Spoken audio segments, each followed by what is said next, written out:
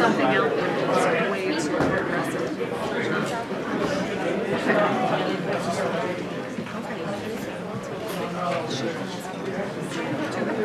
Thank you.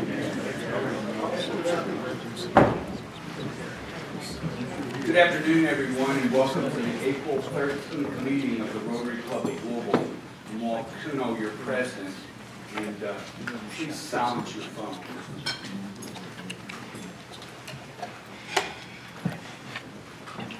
I'm going to welcome Deputy Mayor and Vice President of your Rotary Club, Barbara Sexton-Smith, as we have a special moment.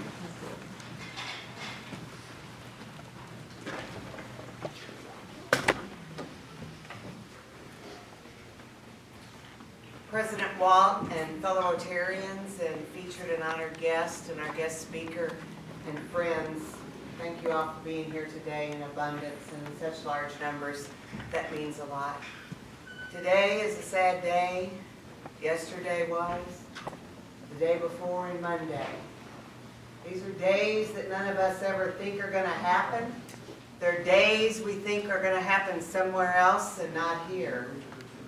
Everywhere I've gone this week, people have talked with me about Standard Revere.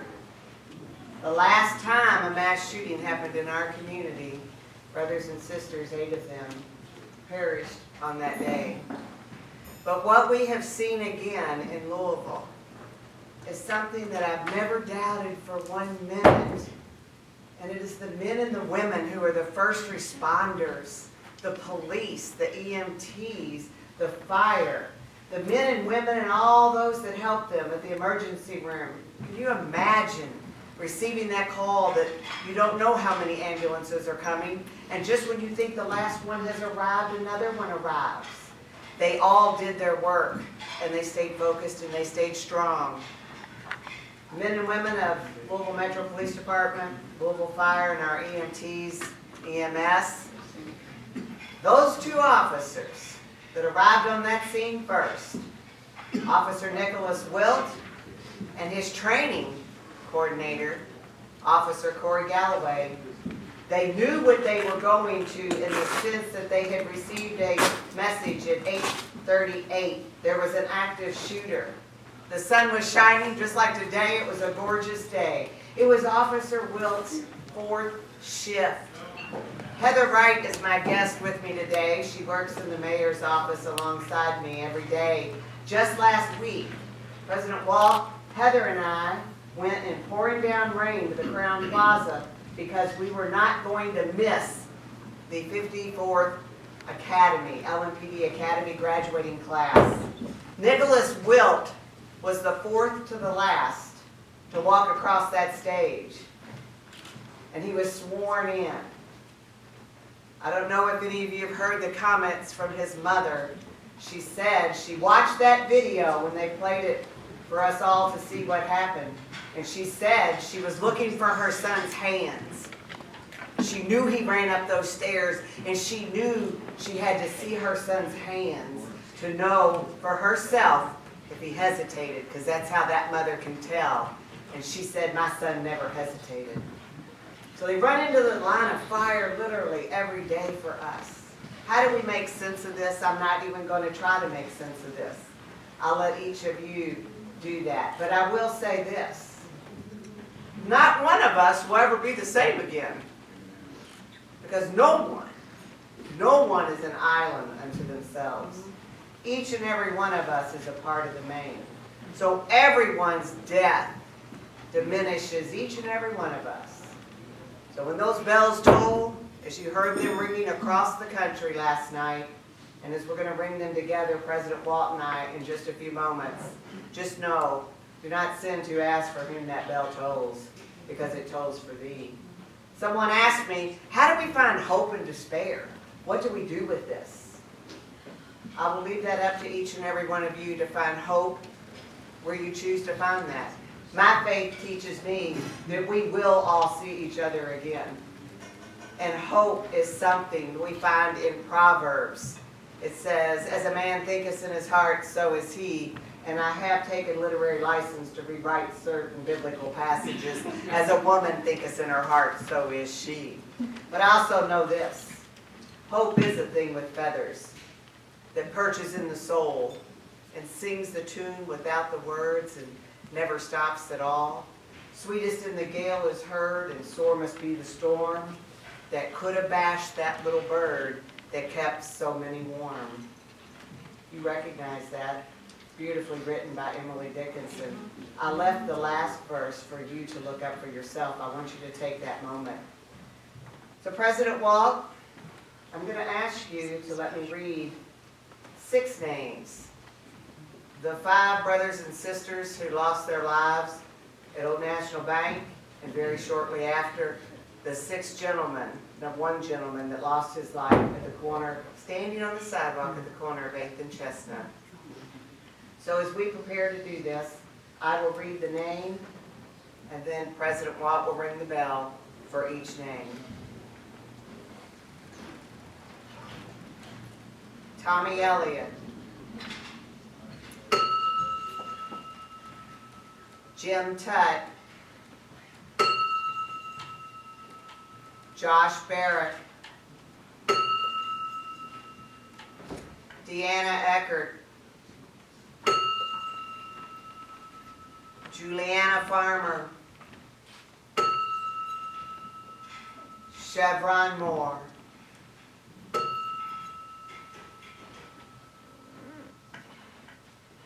Just as we think it will never happen here, will never happen to me, at this time, I've asked President Walt if Whitney Austin, our fellow Rotarian, founder of Whitney Strong, because she is strong. She survived the mass shooting in Cincinnati a number of years ago. Whitney is going to come and share a few words. You find that strength, Whitney. You found it yesterday. You did such a beautiful job, and we're grateful that you're with us today. All right, fellow Rotarians, please welcome Whitney Austin.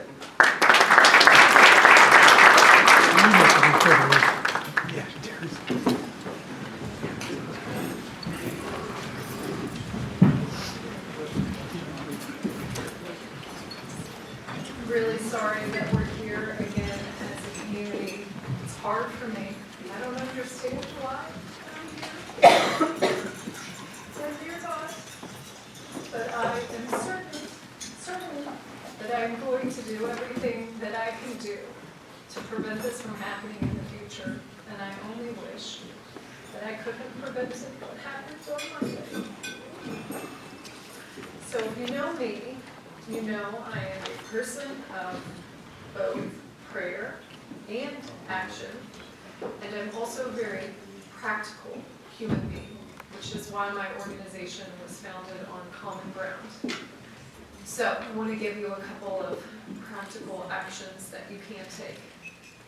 First, for the victims, families, and the survivors from Monday, everybody, this entire group of 6, and quite honestly, people that die every day on the streets of Louisville, we need to wrap our arms around these humans and their loved ones. I am the strong and hopeful, yes, I am hopeful, woman you see in front of you, because I got the very best from everybody, from strangers across the country, to Fifth Third Bank, to my church community, to the school community. I got the very best. They need to be surrounded by the same. So do you want to know what that looks like? It's a lot. I want you to write them letters of encouragement. I want you to contribute to their GoFundMe accounts. I want you to work with those that know them best to drive them to physical therapy, to drive them to their therapist, to drive them to occupational therapy, to give their kids care packages, to drop off dinner for them. Every single one of those things contributed to the woman that you see here in front of you, and they all deserve that. So please do bend over backwards, and don't forget about them next week. Don't forget about them next month. Don't forget about them next year. This is something that has changed their life, and it will never, ever be the same. The second thing I want you to do is to support my organization. Whitney Strong was founded in the hospital room. It has sat there thanking God for my survival and for my second chance to go back to my kids and to go back to my husband. And we knew from the very beginning that if we were to make change on this issue, we had to bring people together. As a gun owner myself, we knew gun owners needed to feel welcome to participate in solutions. We knew that both Republicans and Democrats needed to feel comfortable to participate in solutions. And once we got people together, we could really start to move. Now, I can't tell you everything, because that's not the way in which we work. But there are many very positive conversations happening right now with state lawmakers here in Kentucky. And I am so unbelievably hopeful for what can happen. I am saddened that we are outside of session and that we don't have the opportunity to move right now. But I promise you that our organization has laid very strong roots amongst the legislature. We have cultivated relationships on both sides of the political aisle, and that work is going to bear fruit in the near future. So if you have connections into state lawmakers on both sides of the political aisle, I would ask you to do one thing. I would ask you to ask them to come together. You don't need to tell them what policy is best. Don't tell them what to do. Just tell them this is the epidemic of our time and we must come together. And then the other thing is to remember that we are not powerless as individuals against this violence. There are tools that we all have in our tool belts to act. If you are a gun owner in this room, interrogate the relationship that you have with firearms. Make sure that you are doing everything you can to be responsible and to ensure that that firearm is not accessible to people who wish us harm. If you do not know the warning signs of suicide, reach out to Whitney Strong. We will get you trained.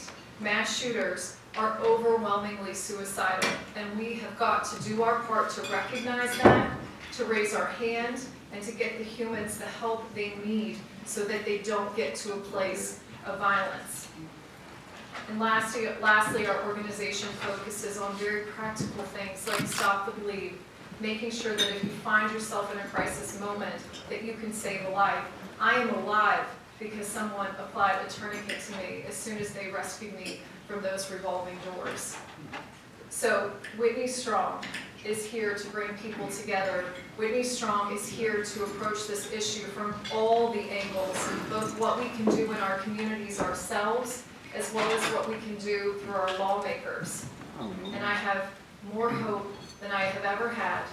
And I want you to know that that means a lot, because I witnessed with my own eyes the passage of the Bipartisan Safer Communities Act. That was the result of bipartisan efforts in Washington, D.C. And if we did it then, we can do it again. And we will look back and know that what happened on Monday meant something, that those lives meant something. So please join us in our efforts to come together. You can go to whitneystrong.org to find out more. There's a community forum this Saturday at 8:30 at Beargrass Christian Church. You are all welcome to learn more about this in detail. And if you have the opportunity to support us financially, please do. I came from Fifth Third Bank. I solved very big problems for that bank, but I was surrounded by 50 intelligent, hardworking people at all times to solve those problems. In our nonprofit space, we ask our nonprofits to solve the biggest challenges in our world, but we don't fund them and we don't staff them. So I need help. We've got the right strategy, we've got the right team, we just need to grow. Thank you very much for having me, and maintain hope.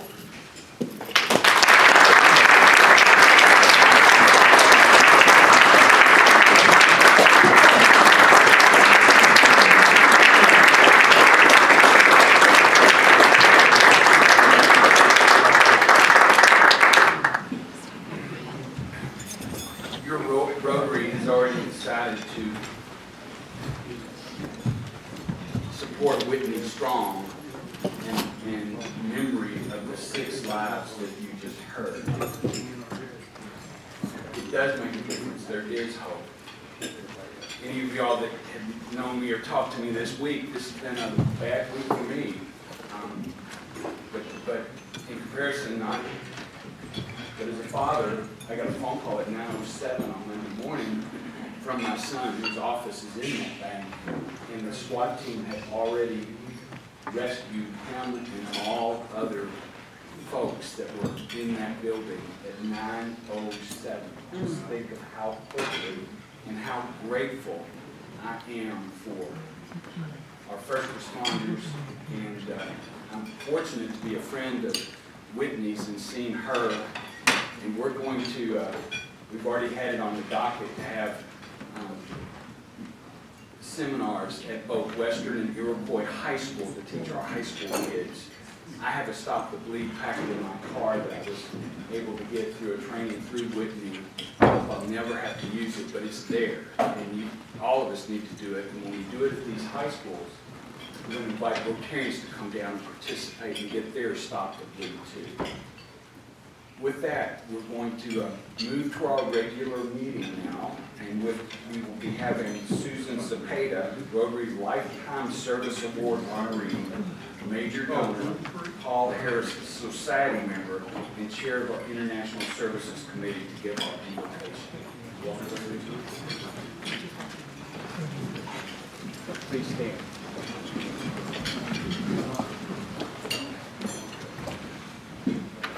We are pausing once again to acknowledge the lives lost and the families forever changed through the violent actions of a few, and the courage of those working to bring an end to such senseless violence.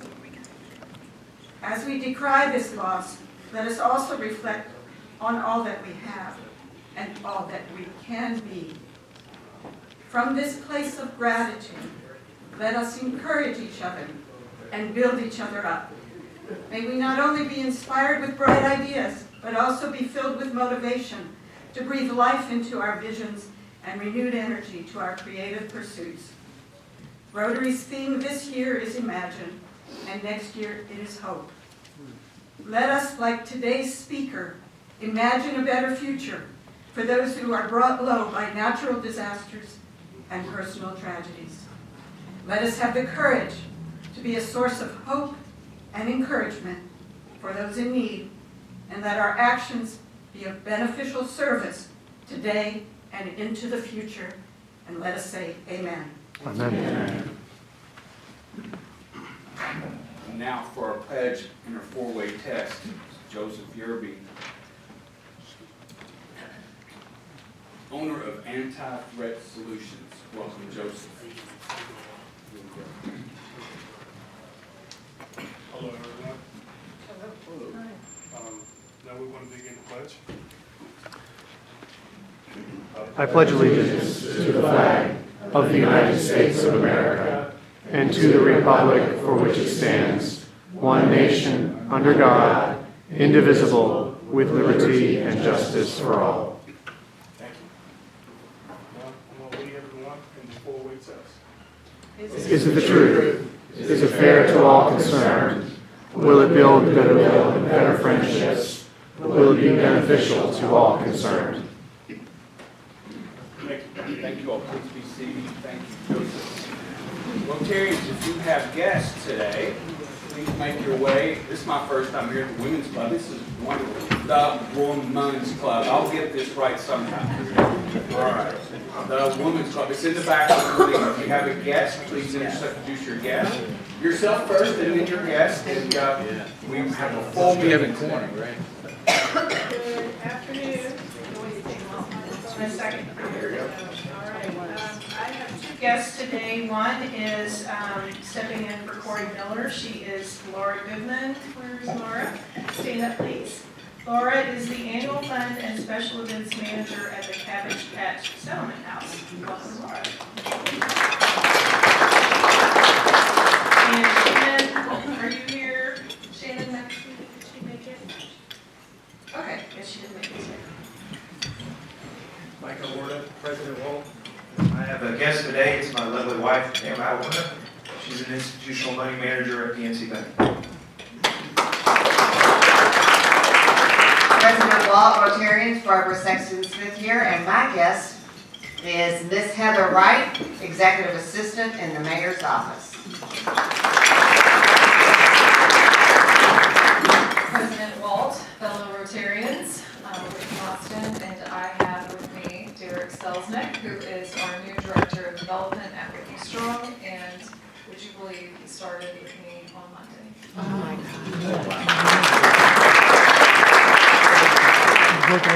President Walt, fellow Rotarians, my name is Carlos Hernandez Ocampo, and my guest today is Miriam Castaño. She's a local realtor and just opened her new staffing agency, Next Staff.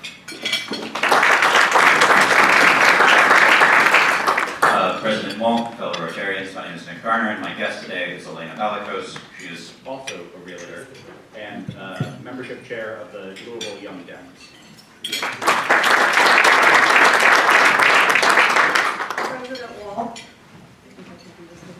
President Walt and Rotarians, I'm Linda Barker Moore, and my guest today is my husband, Gary Moore, previously with his own show in LA, the Gary Moore Show at KLOS, and doing a little, two guys in a six-pack with a friend for the University of Kentucky.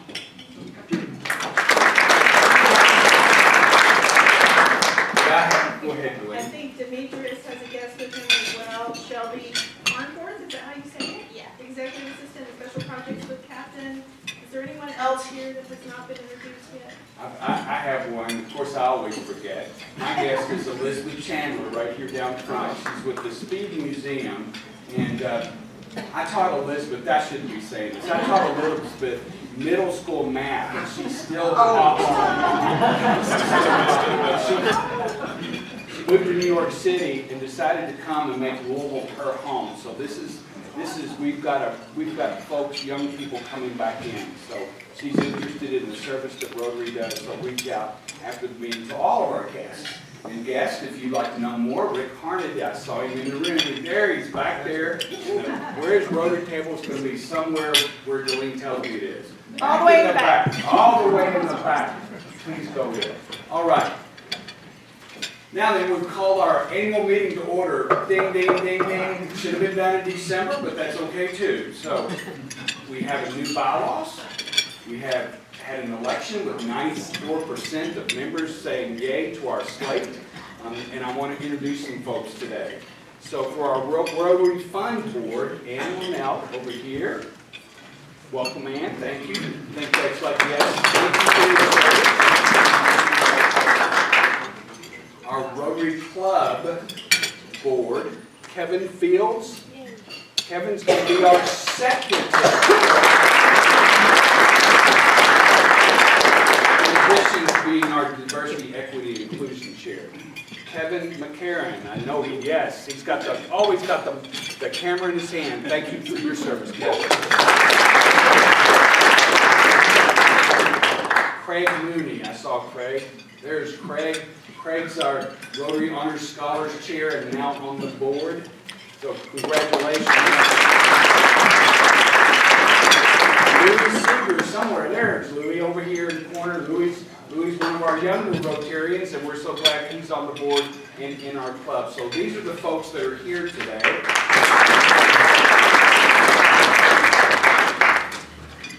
So Lori Flannery is our president-elect, and now she's president-elect for Rotary terminology.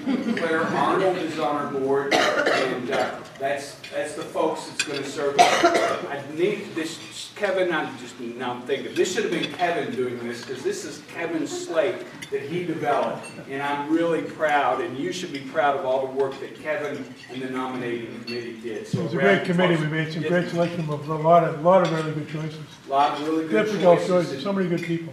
So many great people. So thank you all. So there we go.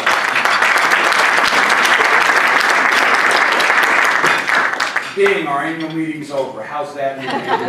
Good job. All right. I'm going to invite Kelly Burke, Paul Harris Fellow, member of the 1912 Society, and chairperson of the Rotary Foundation Committee and the Social Activities Committee, to a podium for some special recognition.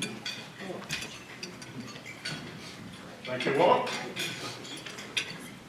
Paul Harris Fellow Recognition is given in appreciation for those Rotarians who have contributed $1,000 or more to the annual fund Portfolio Plus fund for the International Rotary International. So with those here today who have earned the Paul Harris pen, please stand. Look at that. Oh, wow.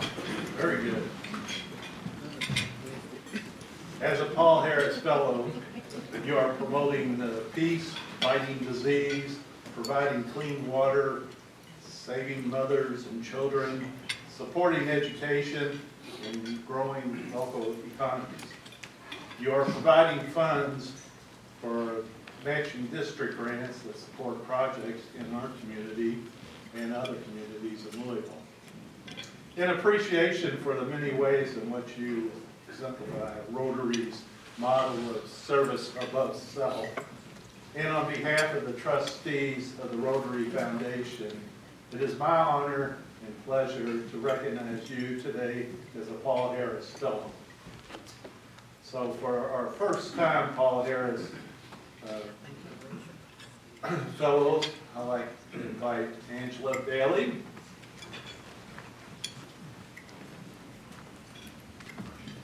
Congratulations, Angela. There you go.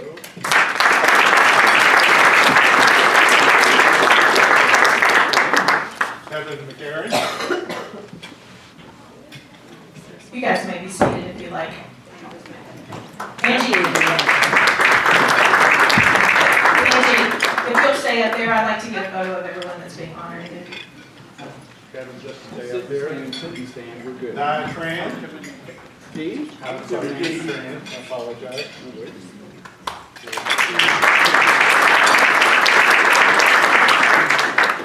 Jan Grayson.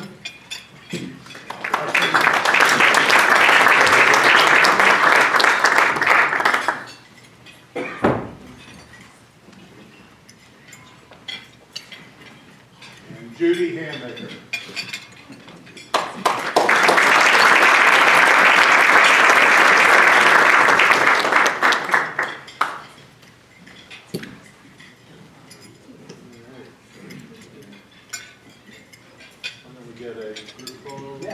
Well, we can do, we'll get, you want to do that right this second? Yeah. Let's go ahead. Okay.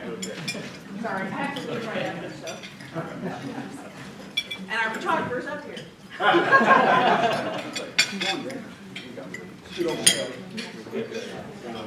You can crop Kelly and me out. Just get on in there, Jan. All right, everybody look this way. Thank you very much. Thank you all. There's also multiple Paul Harris You taking Kevin's job? Fellow Awards. You taking Kevin's job? Stannis is achieved with every $1,000 contributed and with corresponding pins. So these members were recently achieved a new level. We had two that achieved Paul Harris Fellows #2, and that's Linda Bartram Moore. Is Linda here? Yeah, Linda here. Come on up, Linda. And Steve Taylor.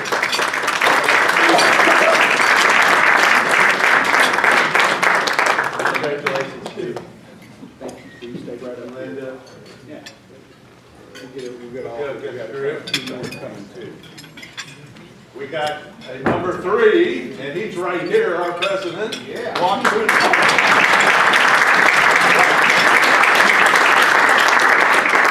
And 2 for #6, Mark Cole.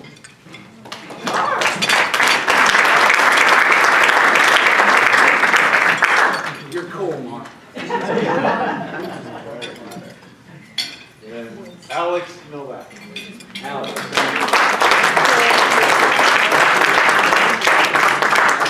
There you go. You got nice ruby red ones this time. All right. Come on in here. Here's the plus group up here. Come on in. Come on in. Come on There in. you go. Gotta come this way. Come this way. Okay. All right, there Everybody look this way, smile. Thank you. All right. All right. Thank you, everybody. Thanks for your contributions. All right.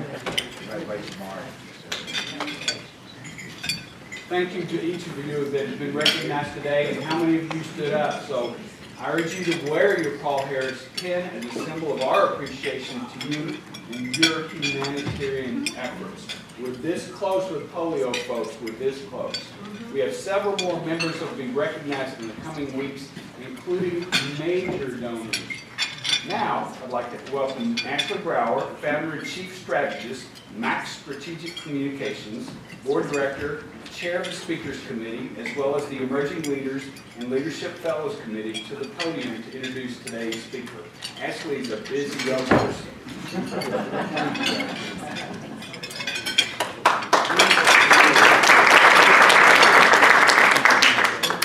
Growing up in Kentucky, Demetrius Gray witnessed the devastating impact of natural disasters brought to his beloved community.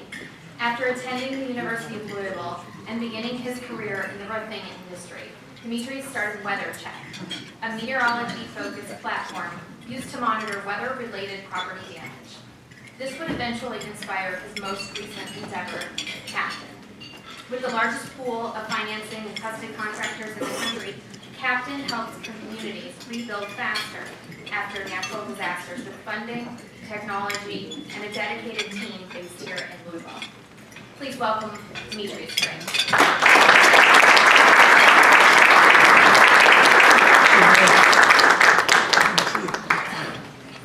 Right. I'm going to set a timer for myself, if you don't mind. Thank you. The reality is that my career has been as an accountant. I'm from a little town called Madisonville, Kentucky, in western Kentucky. How many anybody know it? But I have a lot of experience in this space of like dealing with natural disasters and frankly moments in which people are at their worst, right? In moments that they can't quite imagine. And what I've learned from some of the foremost experts in disaster-related communication and psychological trauma and all these moments is that you got to have a high emotional IQ, right? And so I'm a little remiss that I'm actually talking to you today in the context of what just happened in our city, right? So what you might not realize, and I'll get into it, but you might not realize is that even you are responding to a really traumatic event. Your name wasn't on the list, you maybe didn't know one of the victims, but you yourself are actually being impacted. So when Whitney talks about, what's happening and how people are responding, yes, you need to go help and lend a hand, but you also need to realize that this sort of rebuilding resiliency thing that we're talking about even relates to these moments where we're like, uh-oh, we're not so sure, we're a little rocked by, okay, that was a place that I know and I love. And so I want to have a little empathy for you guys today. And so normally that's in the form of a bit of a trigger warning. And so I want to sort of, be really clear about the fact that we're going to talk about natural disaster. So if you've been impacted by an event, lost a home, or anything like that, this is a bit of a warning. Because we've had a lot of those events right here in our state, right?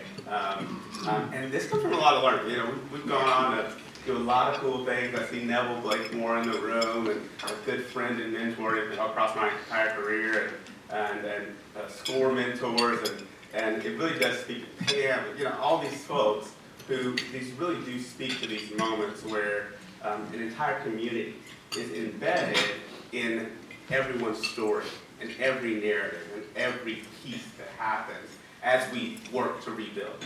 And so I'm going to read for just a second. That's okay by you, because the marketing team has done a good job of preparing me for this moment. And so, I really want to sort of talk about really where we started.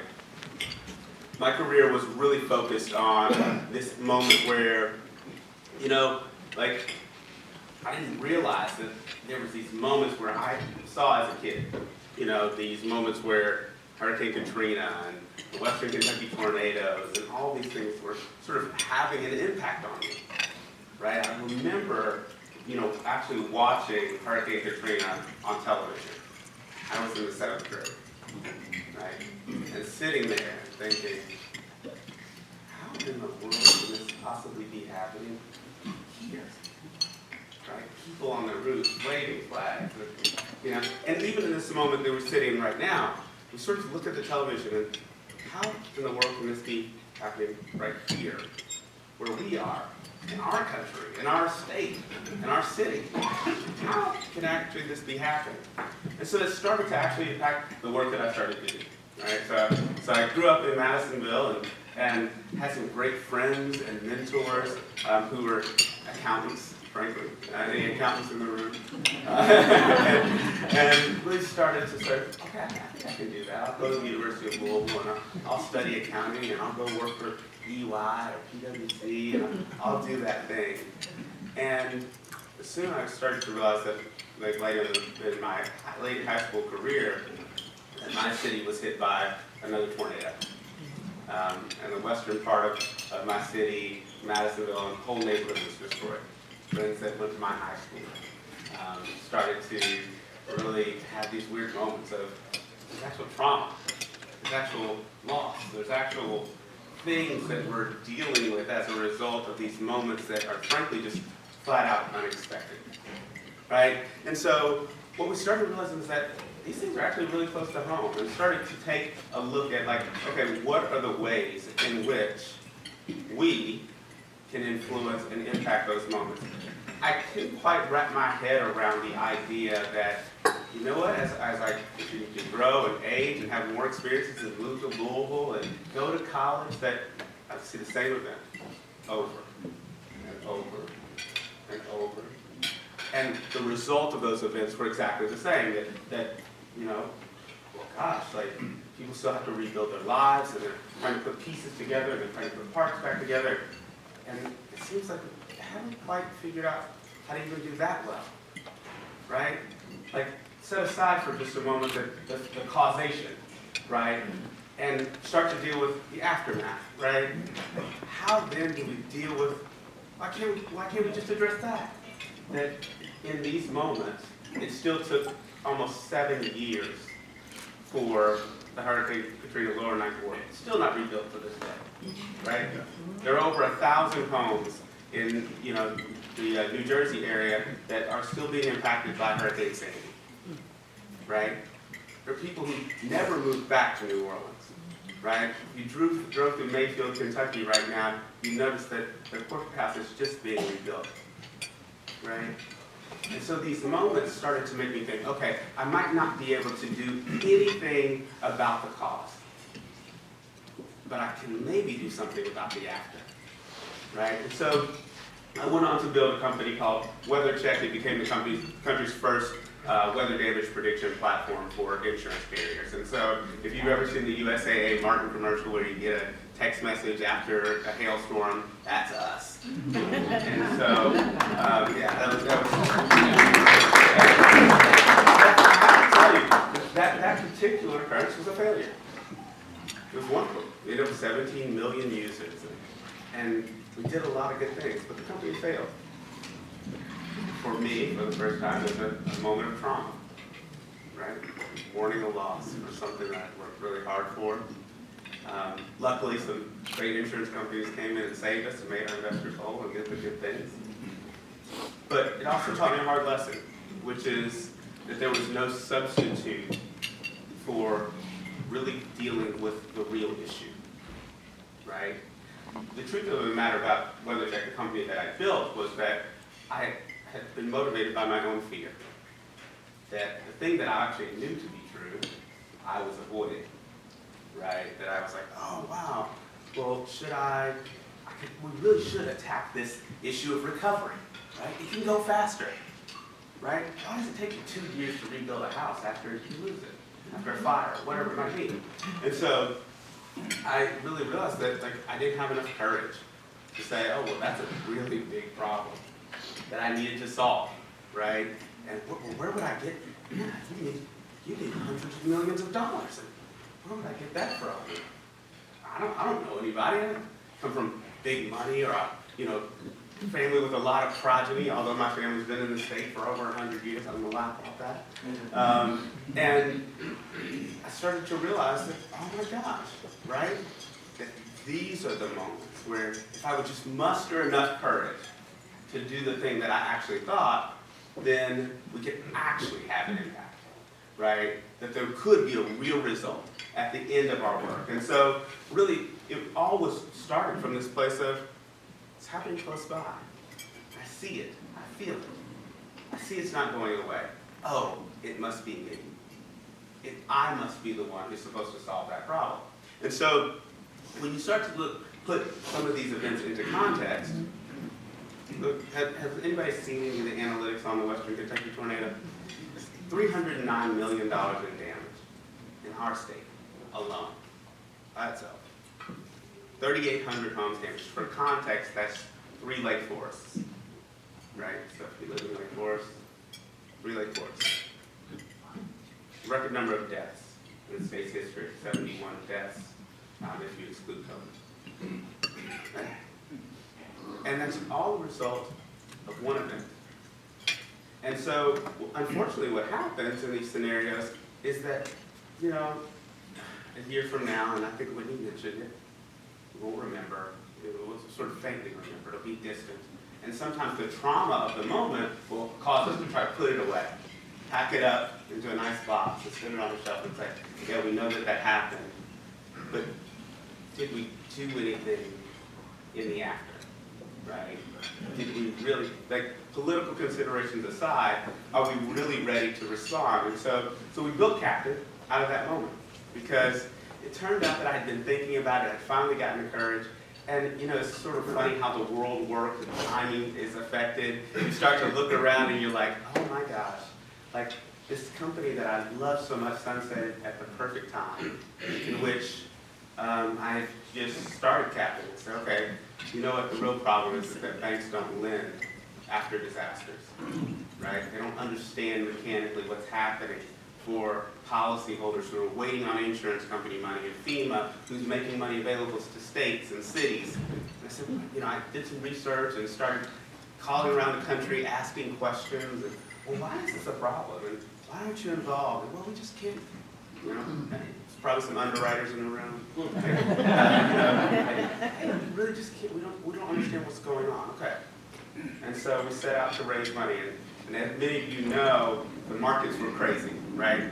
Really, really inflated. There was money everywhere, thanks to our Federal Reserve. And so I went out and I said, okay, I've gotten the courage now, I'm going to go out and raise some money. And I licked my wounds from weather check, and I was like, okay, Lord, I'm just going to do this. And I went out to raise the money, and we found some great sponsors. And actually, this speaks to the greatness of this community and the people in this room, because I didn't actually have to go far. I was sitting in El Toro's bourbon room, enjoying a nice glass of a libation, and I got introduced to this gentleman who was from California or somewhere. And he said, oh, I'll help you raise the money. I said, okay, great. The next thing I knew, I said, I got the courage to say, I need $25 million in order to lend. And I was struck by the fact that when I presented what we wanted to do, we wanted to fund the insurance claims. We wanted to advance money to people and their contractors after natural disasters all throughout the country so that we could actually speed up the recovery process. And it was the first of its kind. Nobody really understood insurance claims. I had to fly to New York a lot to explain to big banks, what's actually happening. And it turns out that they said yes. But they said, yes, we will give you $25 million, but we can't stop there. It'd be better if you could take $100 million instead. And I said, okay, well, okay. And they said, oh, but wait, but it'd be even better if you could take $300 million. And so again, I'm challenged by oh, me? Can I do this? I want to help people afterwards, but am I the right person for the thing, to do the thing at the right moment? I didn't go to Stanford, didn't go to Harvard, just a Kentucky boy who's got an idea. And so I said, let me settle on 100, and we'll go forward from there. And so that was in, I believe that was in October 2021. And the Western Kentucky tornado occurred on December the 8th, 2021. And so I'm from Madisonville. I happened to be in Madisonville that weekend for a funeral. And I had a few barns that were destroyed by the tornado in Dawson Springs. And so when I think about the impact that we get to have, it was a phone call from the governor's office saying, hey, Demetrius, we hear that you have $100 million.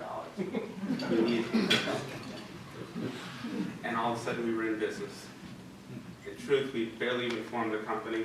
We didn't have that many employees. We were sort of still trying to figure it out.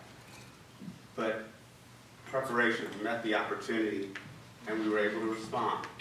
And so when you think about, like, as we go forward, our sort of big mission, you know, is that we're looking at globally what's happening as a result of climate.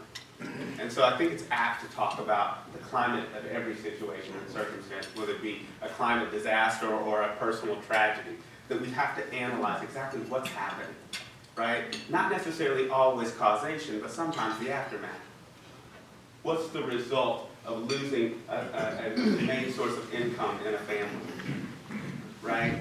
It isn't necessarily that you have to solve the cause. It's sometimes that you have to solve for the effect, right? That there are these moments where, for us, the way in which we looked at the climate disaster was to say, okay, the way we build resiliency is sometimes to look at the aftermath, right? Sometimes to look at, okay, what does it look like over the long run? And certainly we've got GoFundMe accounts and, you know, all these other sort of things that we can do, but we ought to really solve for these moments, right? And so, you know, the statistics are really interesting. 421 natural disasters around the country in 2022. That's compared to 397 in 2021. We're on track to supersede that already this year. And so, frankly, we've been a little overwhelmed by the sheer volume of events throughout the country, in the United States alone.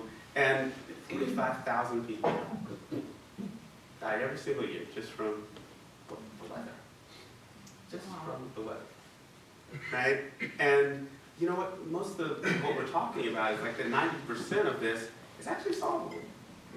Pretty solvable from a risk and resilience perspective. The things that we do, the steps that we take, right? And how we respond.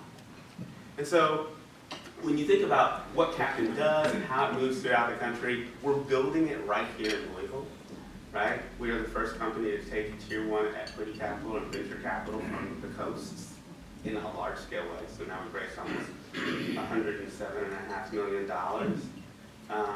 And you know, when you're sort of talking about, like, well, what does it mean for us locally? Well, you know, it means that for us, there are a lot of families who are able to live and thrive and get an opportunity that they never would have seen, right? By virtue of being able to build innovative technologies right here, right? To solve real world problems. The remark that I consistently get when I go out to the Bay Area or to New York is that, how in the world did you come up with this idea?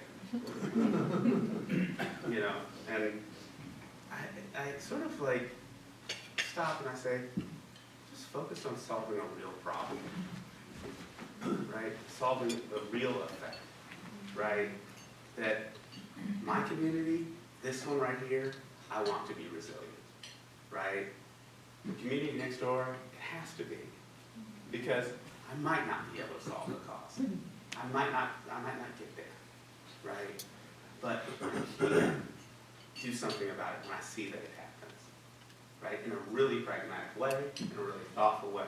And so what we've done is, part of my mission is to make Louisville the most resilient city in America, right? And what we're really working on is sort of saying, okay, first we're going to do that financially, right? Really building social safety nets for one of the causes that we see. And so when you look at Captain, they're like, oh, it's a natural disaster. But what we're really understanding is that at the end of the day, it's about resilience at the most basic core. Is there a social safety net for people here? Is there a way for us to be sure that when the worst thing does happen that we can't predict, that there's something there for individuals? So that we're not caught off guard, and then a lot of times that those circumstances don't become debilitating for them, but rather, hey, you know what, these are actually, even though they seem really like negative moments, they're actually these moments of opportunity, right? That everything that was meant for our harm sort of turns for our good, right? And we're like, oh, that thing that I thought was so bad, that moment where I'm like, oh, I had mourn the loss of my company that I was working on for 4 years, and I had to say goodbye to some employees that I really, really loved. Actually, that turned for our good. And so a lot of those employees who worked at Weathertech now work at Captain, right? You know, and a lot of those people who, you know, were like, oh, wow. So that's how you got there. That's how you stumbled upon the gold mine. That's how you sort of made it all work. And so those are the moments for me that historically have been ones that have meant that we were able to be resilient, that we're able to sort of stand and be sure that in these moments of uncertainty, in these moments of, you know, just frankly, sometimes fear, that we can move forward effectively. And so, you know, one of the things that we consistently ask you to do, and a lot of our folks who serve with us, is that we're inviting our community to be ready with us. Right? We're thinking about it every day, thinking about, okay, well, this is a pretty bad storm over there, you know, and thinking about, well, how many people in Louisville, you know, have the appropriate insurances that they need to really withstand something negative happening. We are really doing that work internally. So there's a team of 20 some odd people sitting downtown in Gateway to Newland building right there on Market Street that are really focused on like what climate is going to do to this state, what it's going to do to this country, and more importantly, how you, individual property owners and renters, will be able to respond when those events actually occur. And so we're inviting you now to really get ready, because we're building this application internally where we're inviting policyholders now onto the application to be able to say, okay, I've actually done the things that are necessary, right, to make myself ready, right? I don't have to think about it. The captain is over there thinking about it a lot for me, about like, oh, hey, yeah, you know what, I've got all the right insurance coverages, I've got all the right things, I've checked, I know the questions to ask, right? So that in those moments, those things that we already know are risks, that you're really ready for what that might look like, what it might feel like in our effort to make this city the most resilient city in America. And so with that, you know what, I am completely and totally done.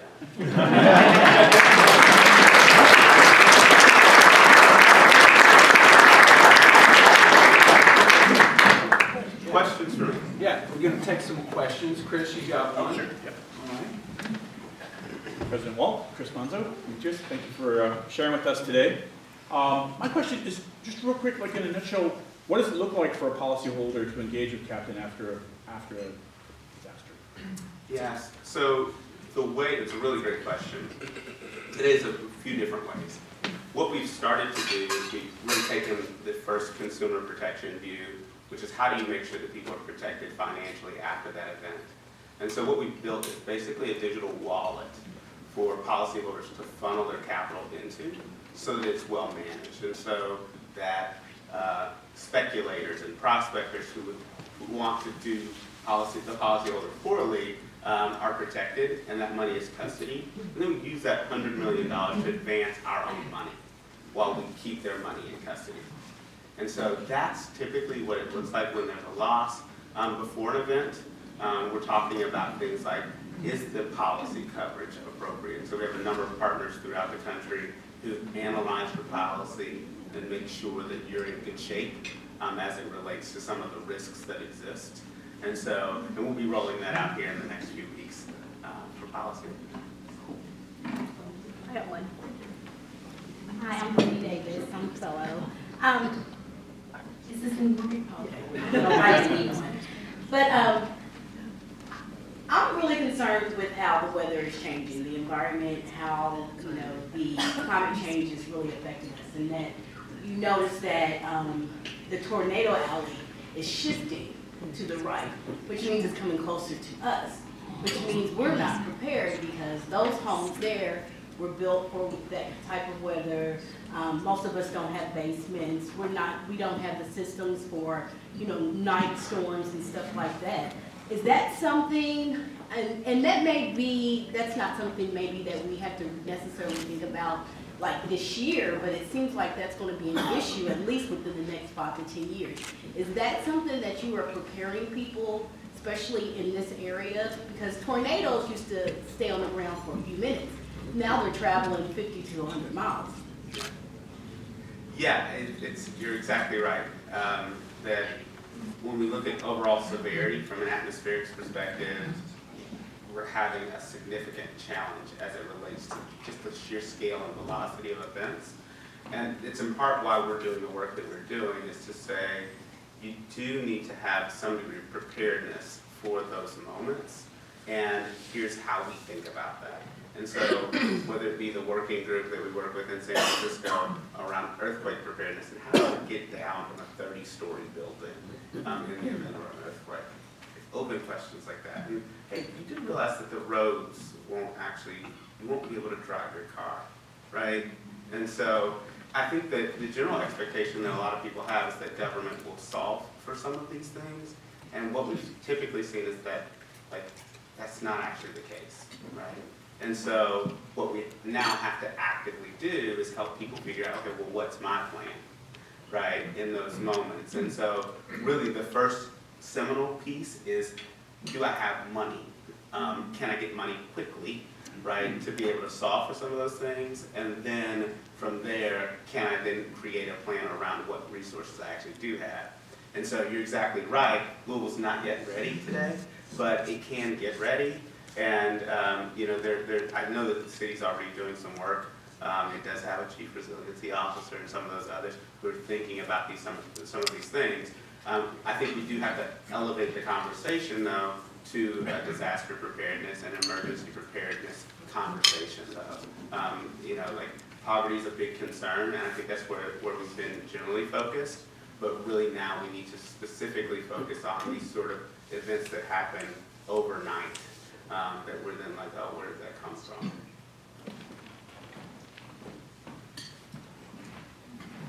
Thank you for coming today. I did some work for my church trying to find out how we could help the folks in Dawson Springs. And one of the people there explained to me the people that had insurance had already been rebuilding their homes, but the public housing that was destroyed, the owners of that housing took the insurance money and are now rebuilding. So how do we get around that problem? Just curious. It's actually been one of the things that we're really excited about. So we built the Captain Foundation specifically for that reason. The state of Kentucky, as an example, received about $68 million in donations from around the country post-tornado. What we soon realized is that a problem to solve was the fact that the state didn't actually have real programs for what to do with that volume of money that would come in quickly.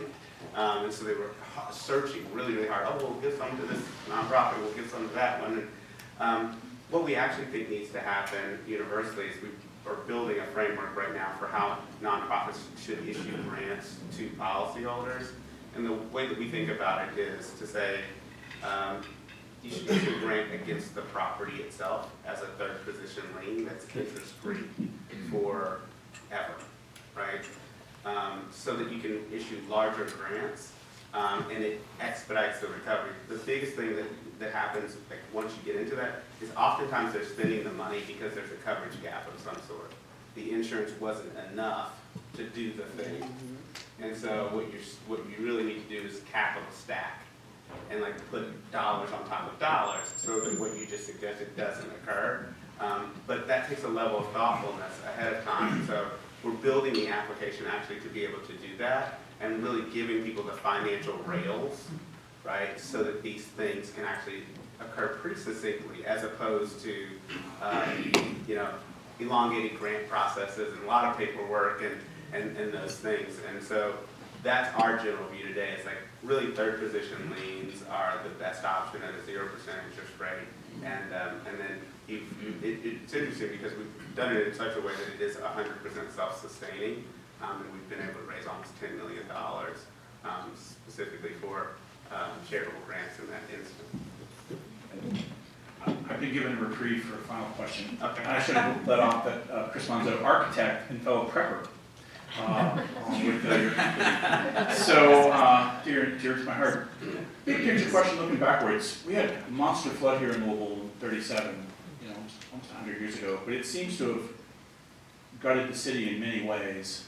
Have you guys thought about that as long-term trauma and impact on the city, as well as what might the future look like should that occur again? No, I think the thing that we're actively thinking about is cities and municipalities that exist outside of the Louisville metro, the Jefferson County area. What we've typically seen is that while the events are debilitating, there's scenarios in which our smaller communities have not enough tax base to solve for the real issues that exist. And so that's why you see challenges in Mayfield and Eastern Kentucky and some of these other places. And so it's a really interesting role for banks to play, a really big part in that conversation. And from our general view, the thing that we're most concerned about is actually our power infrastructure in general. I think the thing that we look at, and I think the general consensus at this point, is that the undergrounding and resiliency of the community is the thing that we need to do quickly, right? So if you remember the ice storm from, 7 years ago now, and we were without power for most of the city, was without power for I believe 3 or 4 days.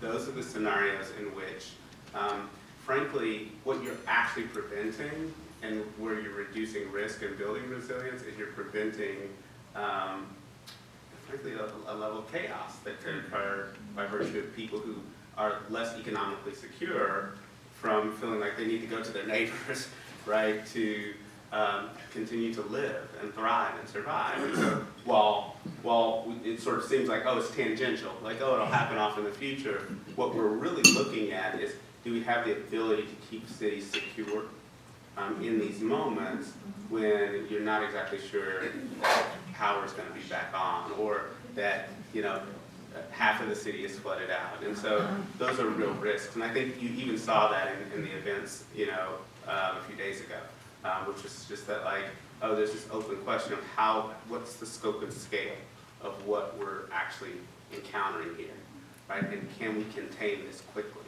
right? And so it's the exact same thesis, which is like, can we get to a level of containment where the impact of these events is as limited as possible?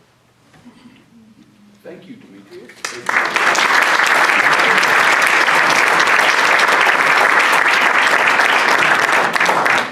So our Rotary Club wants to make a donation, a $500 donation to the West Louisville Housing Initiative in your honor. Oh. And so we want to do that. We are raising $5 million for the 9 named neighborhoods for first-time homeowners that cannot qualify for a conventional loan.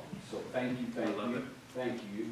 And I know you all are waiting for the door prize. We'll let you pull this out.